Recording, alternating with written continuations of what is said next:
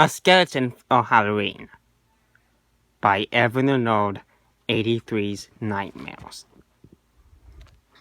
Narration by EvantheNerd83. On October 19th, 1999, a 16-year-old boy named Jacob Hirsch killed his little sister Anne. He was never convicted because his lawyer and a psychologist convinced the jury that he was mentally ill. But it was so obviously him. Only Jacob had such patience. Only Jacob had such an obsessive attention to detail. Only Jacob had such a disturbed mind.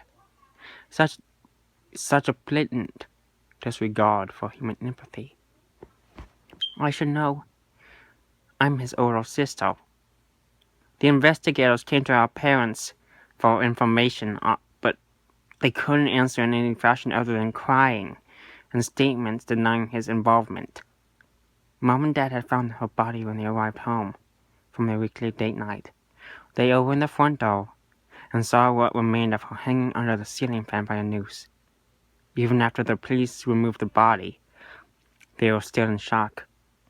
It was up to me to fill in the gaps. I remembered every incident with Jacob, and I told him everything. About all the animals he had killed and hid from our parents, about all the gropes and abuse and threats he had subjected me to. He lamented them. The investigation resulted in a plethora of physical evidence. Field experts on the forensics team collected fingerprints from the knife he had used to slice Anne's skin, down to the bone. Jacob was covered in blood, Anne's blood. When questioned, the neighbors recalled hearing screams from our house. Screams that lasted for hours before his death was discovered. He took his time torturing her, took his time cutting into her and removing things and scraping off her flesh. They had so many questions for me, but the one that they wanted the answer to the most was, why? Why would he inflict so much pain and brutality on an innocent life? On someone who loved him? I answered it in 8 words.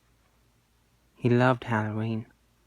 And especially those hanging skeleton decorations.